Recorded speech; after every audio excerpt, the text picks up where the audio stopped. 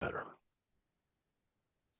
Hello, everyone, and welcome back to Unfiltered Vet Discussions. My name is Kelly, and I am joined by Jenni and David today. You can find us at unfilteredvetdiscussions.com. We are also on various social media platforms, as well as different podcast platforms. We are glad that you joined us today. So, David came up with a really good title today. David, what is the title of today's podcast? What did we say it was? What drives great value? Yeah, I I think that's think. it.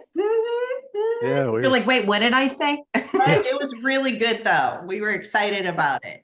we were talking before we hit the record button just on practice value. Yes. And the emphasis that certainly is on the profit, the return on owning the business, and a financially healthy practice has significant value. But is there more to it than having profit? I think, Jenni, you'd asked a good question that kind of primed the pump there. Yeah. So we have been in business for 17 years, I think. Yeah. Or it'll be 18 years in January. But we've been in business since my oldest was born. And we're not ready to sell yet, but I am constantly thinking about what the value of our practice is. Um, how do we balance profitability with a healthy team with excellent patient care, like how do we juggle that? And so, because David, this is what you do, I wanted to know what trends, habits, what do you see in successful practices that maybe, right, I don't know, that go together other than, yep, we have high profitability.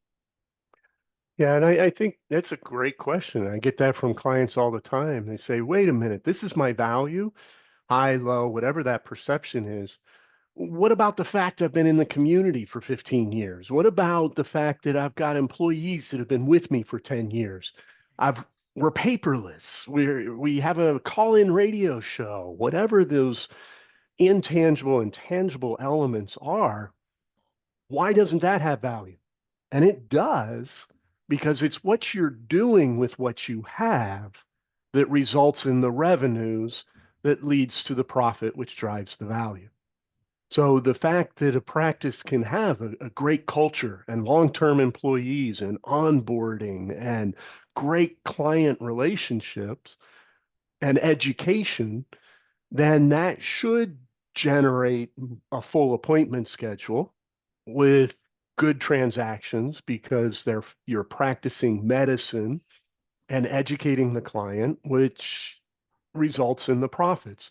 So it's everything you're doing in that long history that is factored in. And yeah, it is the profit that drives the value ultimately, but it's how all those pieces fall into place in the puzzle.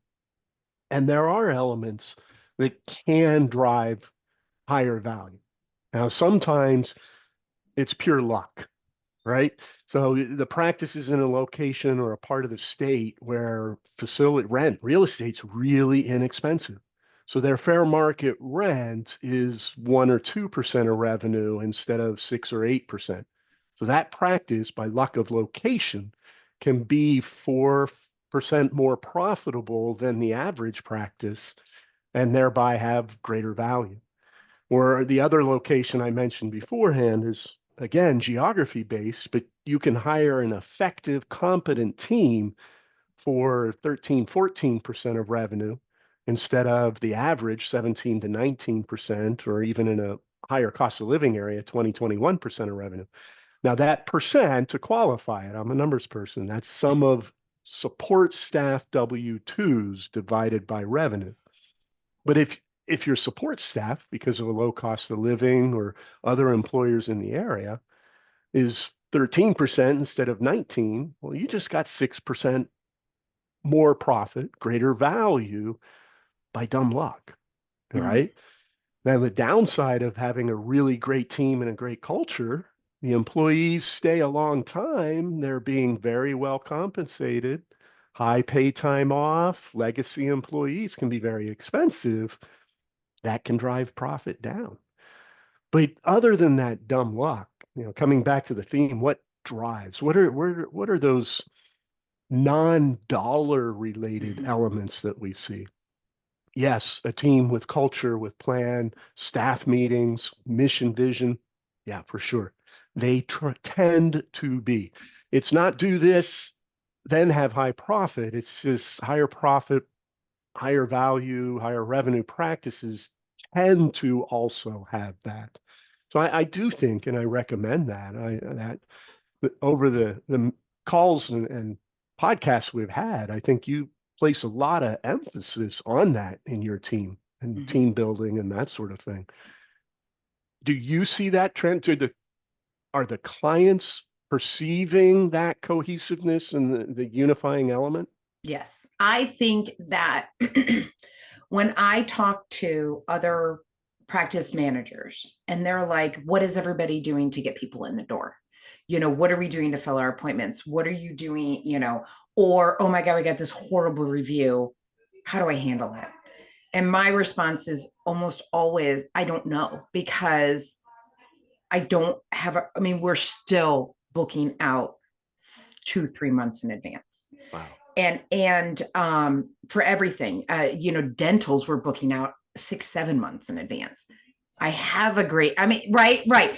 These are good problems. They are problems, but they are good problems to have. They're great problems. Right. So what you were talking about with like legacy team members, I have one of my doctors, I'm looking at my calendar, is reaching her 16-year anniversary this Sunday.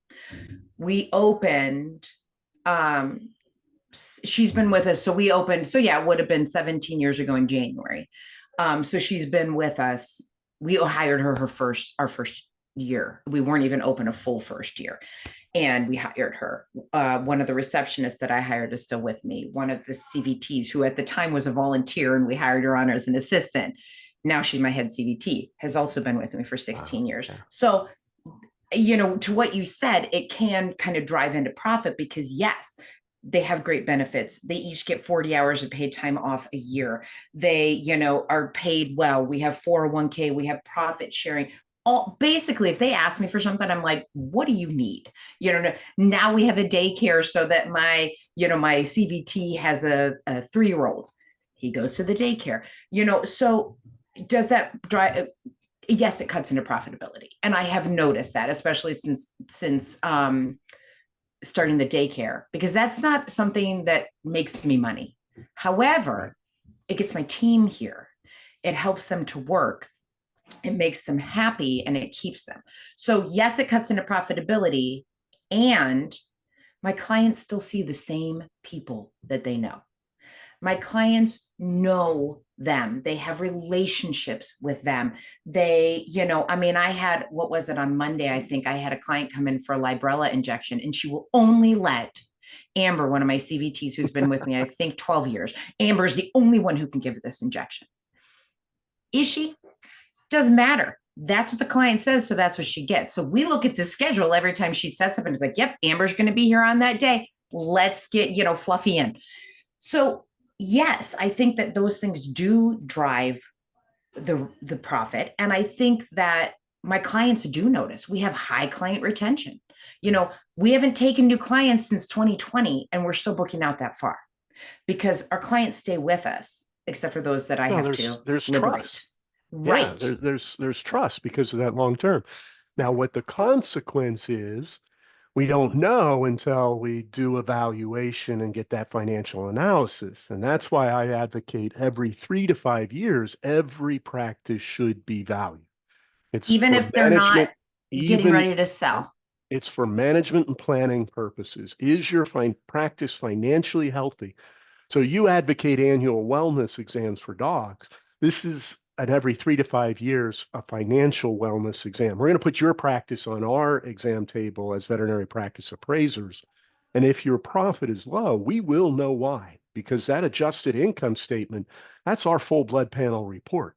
And we know, we got to focus on this and get you that feedback so you can make change, or you can say, yeah, we kind of expected that because our mission is X. Right. But then you can plan accordingly. The best time to plan your exits when you're planning your entrance. It's a little too late for that, 17 Right. years. So the next best time is today. Now, another consequence and something to think about, we got down the exit planning route. When you have those long-term employees, you're not talking about just his exit, but we also have your exit. And will any of them retire at the same time? So it becomes a little bit broader picture. And that perception of change can contribute to value. Is it a stable, replicable system, or is it all dependent on you Oh, I as had you never transfer thought those about that. skills? Yeah, because you're a personality.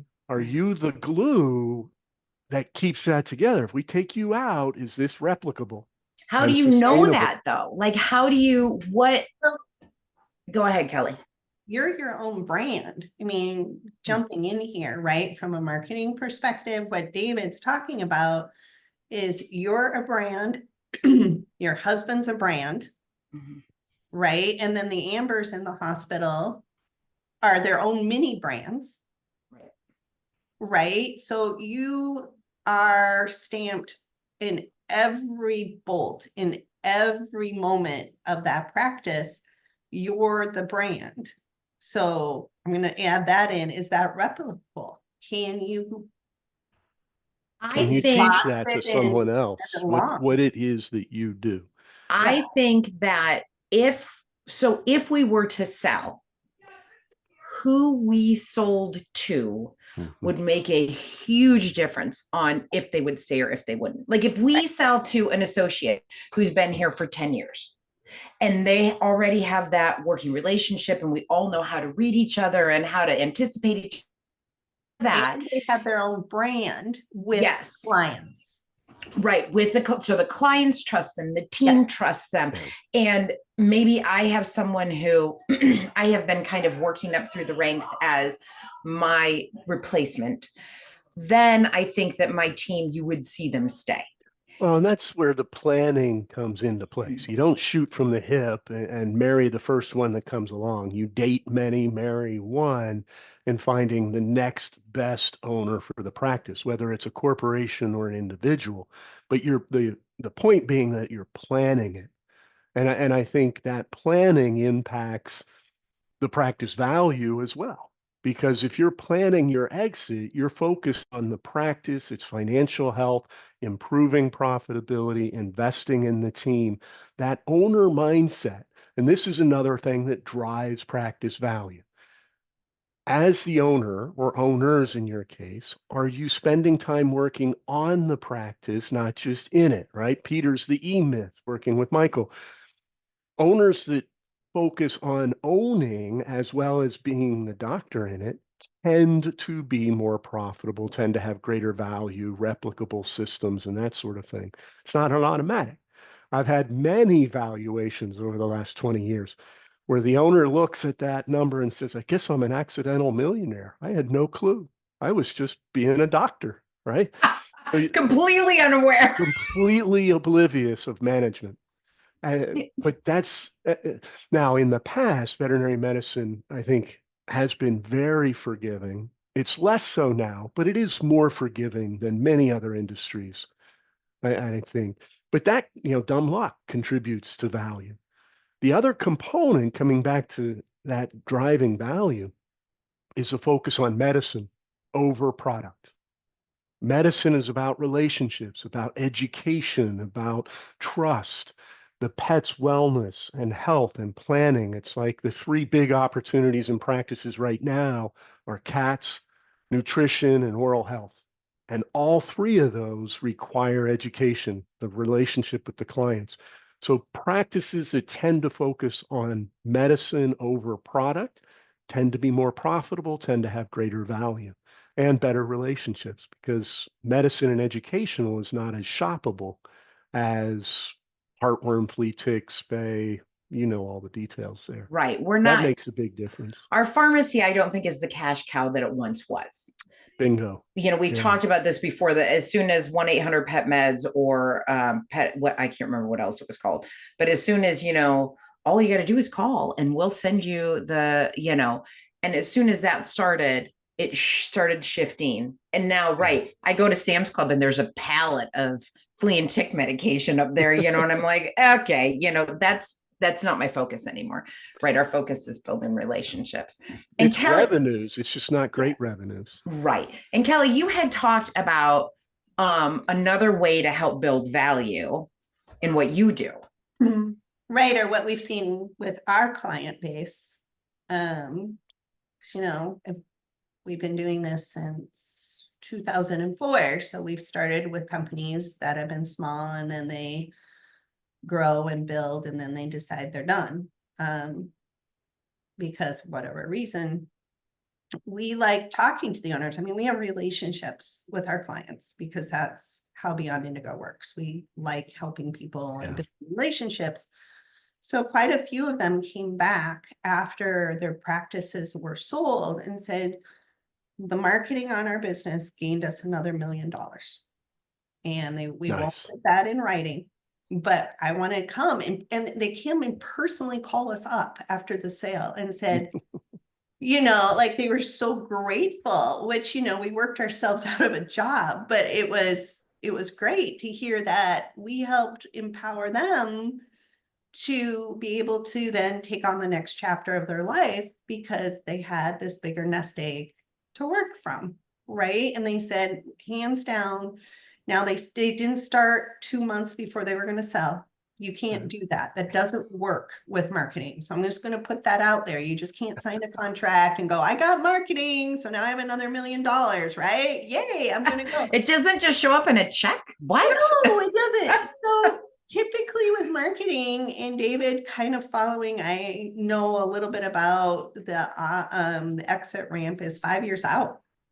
With marketing, just like anything, if you're looking for the exit ramp, we want you starting 5 years out because the marketing, people are like, well, why do I need to care about that? Well, going back to what you said, Jenni and David, it's the value, and it's not the value in the practice at this point. It's the value to the community at this point.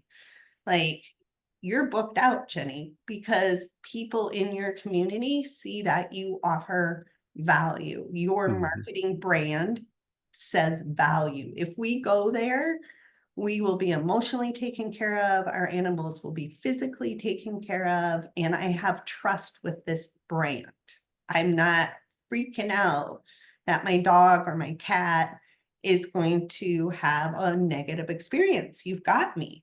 Right? And animals get us, our kids get us. I personally have cried in my vet office more times than I can count because my dog is a hot mess and he gets sick and it scares me, right? So it happens. Right? They start handing me Kleenex and I'm in the industry and I'm like, no, this is my weak point. I'll own it. This is my thing. It's your baby. It's okay. Right? Yeah. And I can verbalize it because that's who I am. But look at marketing is part of the value, but the value isn't just because Google says so, or I show up at the top of things, or it's taking your internal brand and making the external world know about your brand and the value to keep tails coming through your door, which then increases your revenue, right? It books you out because there's a continuity. People don't think about this, but if you think about, and Google thinks about this a lot, that whatever you do online needs to replicate offline. So if you go to Google and you read, Jenni, massive amount of reviews from your practice saying, they're wonderful, they've gotten my baby, they trust me. As a consumer, I'm going to read that review and assume, therefore, I'm going to have the same experience. Right. If I assume and I go in there and I have the same experience, not only am I trusting the brand, I trust Google. So therefore, I'm going to use Google again to search for whatever I need, right? It's a full circle. Yeah. I think it's interesting, David, to what you were talking about. Kelly's talking about like the 5 year out is the strategic planning aspect of it. Yeah. And I think that veterinary professionals and maybe other professionals, I only really know this space, I've been here for a long time, but aren't the best at that. It's very hard to get caught up in here's what I need to do today. Here's what I need to do today. Not where are we going to be in a year, 5 years, 10 years. And my husband and I went to a talk from it was Dr. Dave Nickel, Yep. strategic planning. And I'm like, Simon, he never wants to go to him. He wants to go to all the medical stuff. He wants to learn the newest treatments and the newest medications and the newest toys. I call them toys, but actual equipment, medical equipment. And I'm like, no, you need to come and listen to this. And we sat down and he goes, oh, we never do this. And I'm like, no, we don't. That's the point. That's why you're sitting next to me right now, because I do this. I think ahead. And okay, where are we going? What needs to change? And all he wants to be, but because we co-own it, we really need to work on that. And I wanted to have this talk because I think that veterinary professionals and owners in general focus on when it comes to, and I think it's such a bigger picture. It is 100%. Yeah. And the many owners just don't set aside that time. And I think that on a related note, which I love Dr. Nichols' stuff and what he's presenting, but I also love having owners and practice managers do co-CE, and not just because you're married.